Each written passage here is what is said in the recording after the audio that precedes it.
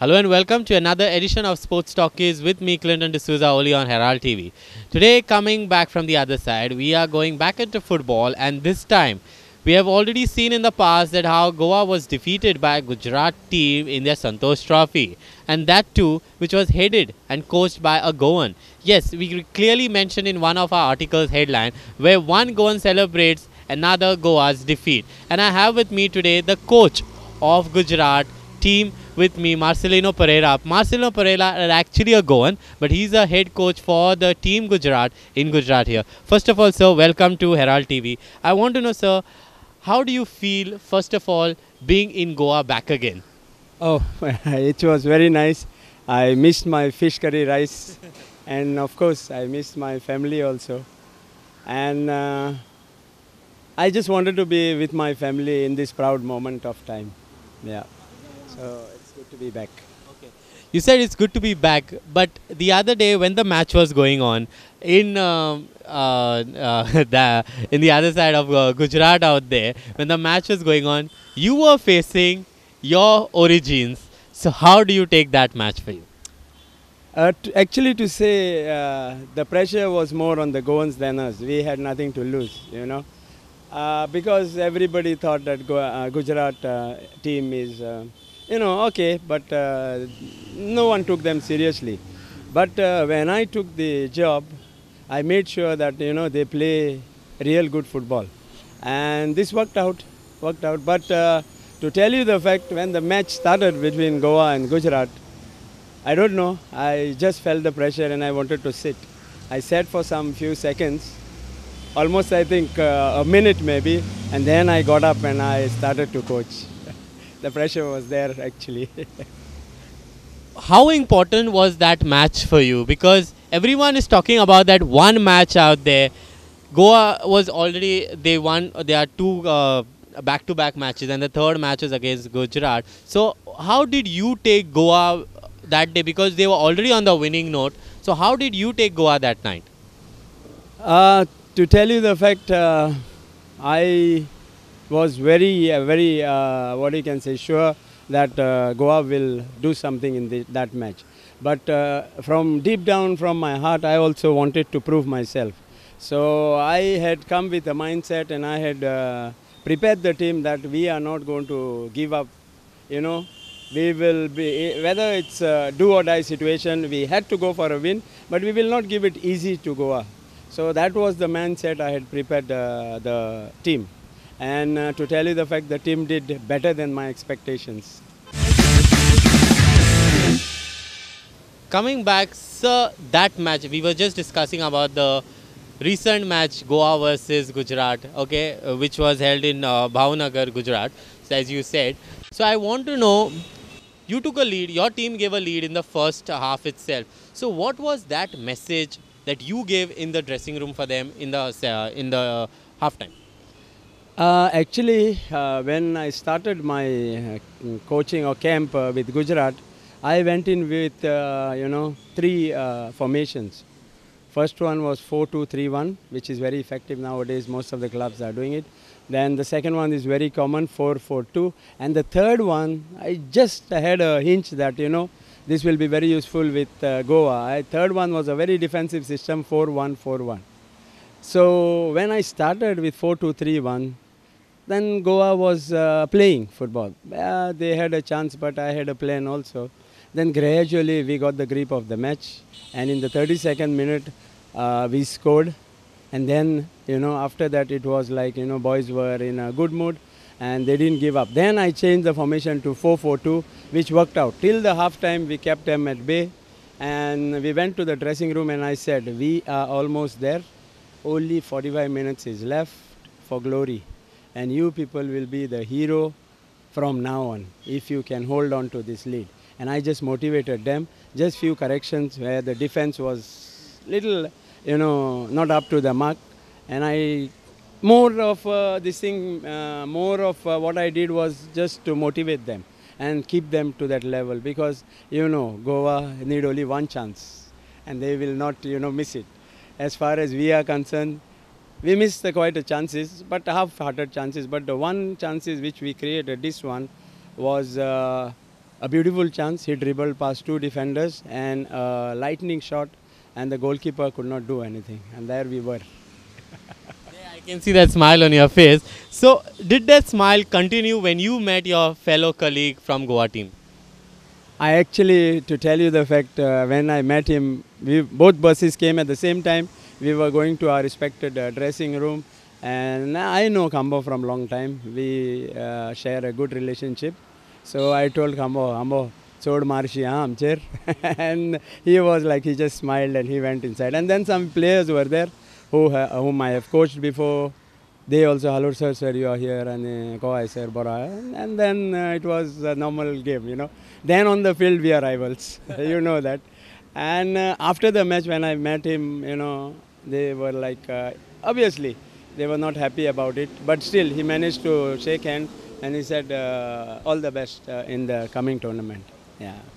So now moving ahead, now we spoke about what happened that day in Gujarat. Now let's see to what Mr. Pereira has to say when it comes to the other side, where he'll be traveling again to Gujarat and then maybe to the other parts of India for the Santosh Trophy next phase. So sir, first of all, you said that you'll be leaving shortly, and then what is the plan B now? I have noted down some shortcomings of the team, especially, you know, my finishing. I have to work on finishing very badly, because in the first match, which was draw with Dadra Nagar Haveli, Gujarat drew with them, we created 9 chances, out of which 5 were, you know, sure chances, but we didn't score. So I have to work first on finishing more, and then maybe some conditioning things just to keep up their stamina, because I know the football there will be different from here. But I want to tell everyone here, just watch out for Gujarat. We are coming. We are coming. Okay, you said you watch out for Gujarat, you guys are coming. So next, how many matches are there, and what is the schedule when it comes to Santosh Trophy now? Yeah, there will be 10 teams, I think group of 2, as far as I have spoken to my secretary there. Group of 2, 5 teams in one group and 5 teams in other group. It will be a league of 5 teams and 5 teams, and whoever qualifies, I think 2 teams will go on to play the semi-finals and the finals after that. You said 2 teams. So your target is what? First the semi-finals, or you are directly aiming for the finals? Hey, no. I take one team, one match at a time. I am not aiming for anything, but I want this team to go as far as possible. You know, I have not set a target, because when they gave me the job, they said, you know, we don't expect this year anything. But what we expect is, you know, that hammering Gujarat gets from all the team, that should stop. And I said, yes, I can work out with that. But if you tell me that this year only you have to qualify and all, I won't be able to give you any guarantee, I said. But it worked out well, and God's grace, we qualified after 36 years. It's a history in the making. And all the Goans have to be proud. As I've said before also, I dedicate this victory to all the Goan coaches who are working very, very, very hard. But somehow they are not recognized here. They don't get jobs, you know. And like me, they go out to do their job. So I will tell them, don't give up. Keep the job, good job going, and you will be succeed. You will also succeed someday, like me. From Gujarat, let us come back to Goa now. I want to know, sir, what do you have to say on Goan football, and what do you feel about the Goan talent out here? Not to point a finger at anybody or, you know, JFA or anybody. I will just talk my heart out, because I think Goa have come up to that level and the other states are catching up. As far as Gujarat goes, I can tell you frankly, they had hired a lady coach from Spain 3 years back with a 3 years project wherein under 17 boys were scouted and trained in a residential academy supported by Sports Authority of Gujarat. And 2 of the players are playing in the team of my team. Young guys, under 21 guys. If you see the football they play, the touches, the game sense, the strength, and you know, the agility, I feel that some of the Goan players who are playing in professional league will lack that, all that thing. So I think Goa have to get up and work hard. And now this is not a time to point out fingers to each other, you know. Everybody have to sit and discuss what is going wrong. The other day I was reading on Herald, one of the sports personalities said that this result is not acceptable. I was very saddened to hear that, because as far as sports goes, it is always said, and we were taught by these people only, they are my role models actually, that when you win you celebrate, when you lose you take it positively and in the spirit of the game. Sit back, go to your drawing room and develop again and come back again. But somehow this comment should have not been made towards the coach. But still, it's their wish, and this is my thinking of all of it actually. So yes, as we were discussing about the football talent that Goa has, now let's go about when it comes to, so you have been a part in Goan football also, it comes to nationals also, and now in other state. So what do you see the difference when it comes to football there, the development there, infrastructure there, and infrastructure and development of football here? I will just talk about Gujarat first. When I reached there, it's a Sidsar Sports Complex. It's a huge property. I was surprised. The field of play, or the pitch we call it, the ground, it was a natural grass ground, and the international level, 110 meters by 90 meters, you know. Beautiful field surrounded by the track, beautiful court of futsal, tennis court, badminton court, and the accommodation was, I don't know, best you can get actually, you know. For the coaches there was TV, AC, fridge, everything in the room, and the boys were staying on the second, third, fourth floor with 2 guys in one room or 3 guys in one room, but it was nicely maintained. Beautiful, you don't have to go out anything. Ground floor was the mess, canteen, a store was there. It's just like, you know, one small, what you can say, academy type. Yeah, that's right. And on the other side there were athletics players and all, who were being trained there only on the track. Now coming back to Goa, nice article came yesterday on Herald, page number 6 in the edit column. I will really like to shake hands with the person who have written it. He asked few questions which are very, very relevant, and I was thinking about it for a long time. Government have been spending so much money in sports, funding SAG, GFA, whoever, GFDC, Director of Sports. But what are the result of this money being spent? Where is this money going? Who is taking account? Somebody have to be there. I am not pointing out fingers to anybody or anything, you know. For that instance, we have one of the best academies in India at that time, Sehza Football Academy. They are private, we cannot ask them. But what is the outcome of this academy, boys? What is happening? Where are they? Why not, you know, before it was like so many good players were produced. Now, why not this is not happening again here now? When we have all the facilities, we have government supporting us, the government should be serious about it, you know. They should ask questions. They should point out fingers to the people who are responsible for it. We are spending so much, but what is the outcome of that money? Are we putting money in the water? What we are doing? So, if you see, you know, JFDC is there, then SAG is there, Director of Sports is there, their coaches go to school, JFDC was a residential academy, okay, at least now because of COVID, nothing much is happening. But what is happening previously? Yeah, JFDC players, I have worked with them also, few are there in the Indian Arrows team. But is that it? That's it? What about other people? So much talent is out there, but what are we doing as coaches? Are we working hard enough? We should ask. And I think it's high time GFA also have to put their things together and don't blame the coach alone. I think it is high time that everybody share the responsibility. Now I heard that day some of the comments that we were kept in the dark, we were kept here, we were kept. I think this is crap. This is really crap. Hard to believe. It's a shame. I want to ask that person, whoever said it, that did the coach hold a gun at your head and said, I want this team? Didn't you have power to tell him? Didn't the president have power to ask him question? Why were you quiet then? Now that you have lost, you are making all these allegations against the coach. I don't think coach is single-handedly to be blamed.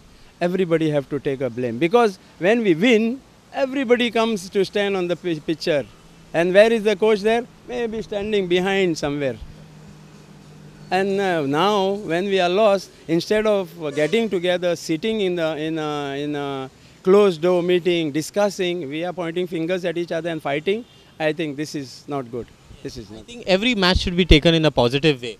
When you win, you should celebrate as you said earlier, and when you lose, you should take it as a positive way. You work hard next time. That's right. That's what it happened. Actually, for me, when I took Gujarat, I had a doubt. But when I started coaching them, I came to know their capabilities also.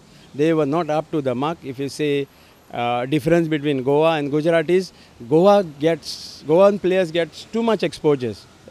But as far as Gujarat, I could not find a strong team to play, a friendly match. I played with the local boys. We used to score 7, 8 on them. Because, one district boys coming, getting together, some senior players. And it was, but Goa, this is different. We are getting so much exposure. We should be, lucky to be here in the state where football is a national game, national sport, and we play good football. Other states look at us, in a different way. But let me tell you, when you people say losing to Gujarat is not acceptable, Gujarat is not the Gujarat which it used to be before. They have been pumping money now. I will tell you, they had hired a Spanish coach 3 years ago, Spanish lady coach, and they have selected under 17 boys. I have told you this, under 17 boys, and she worked with them for 3 years. And 2 of the boys are in my team now. It's the left back, Rudra by name, and one of the striker. So you can imagine the interest they are taking now. But Goa have come up to that stage, and I don't know what is going on now. We have to wake up. We have to really wake up. My last question, it was a beautiful discussion. What will be your message for everyone out there who wants to make a career as a coach, as a footballer, or as a professional athlete? One word for everything: work hard. I have been doing that for a long time. Don't think I just reached here, without setbacks. To tell you the fact, I have worked I started my career in 2000 at Goa United Sports Academy, Kalangut. You must be knowing about it. Fabiano gave me a chance. I am very grateful to him. And Agustino Dias was the head coach. I learnt a lot from him. He was a mentor type of person for me. And a gentleman, but a few things he could have changed. He would have been in the better place. Then I carried on to be one of the successful coaches at St. Brito's High School. We were like at the top of yes. And then Dempo came calling. 3 years I worked with Dempo. That was the best coaching part of my life. I still appreciate that. In my heart, Dempo is very close to me. And then I left Dempo's. I was jobless for 2-3 years. Then, Sporting came knocking with the senior team. And in between, I had coached the state teams of under 14, under 16, and women's team of under 16 and under 17. And under 14 also. So I was doing job for a long time. Then Sporting came. Then that was the worst part of my coaching career actually. Then I left it, and I was appointed the head of youth development for the Churchill team, where I spent 1 year there. It was a good experience. I have slogged a lot also. I had my ups and downs. I had good moments. I had bad moments. But one thing kept me going is love for football. I did not give up. There was time in my life, where I wanted to give up, because especially during my sporting days and after I left, I really thought of retiring, because to tell you the fact, my bread and butter is not coaching. I have enough, and I really thank my wife for taking care of my business without me, and she allows me to, go after my passion. And I also pray to God, because without God it's not possible. And my whole family around in Kalangut and away, they supported me a lot in this time of year. My brother Dominic, who has been a good footballer, Cesar, Vascos, Salgonkas, he have played good football. But as far as God is there, he has been, in my life since day one. And he gave me all the strength. And if I have if I have taken a small step at the success, then it's because of God and family and friends all about it. Yeah? Thank you so much, sir. Yes, that was Marcelino Pereira from Kalangut, who's the head coach for Gujarat team. And that's all we have in today's edition of Sports Talkies with me, Clinton D'Souza, only on Herald TV. See you next time with another edition with another personality, only on Herald TV.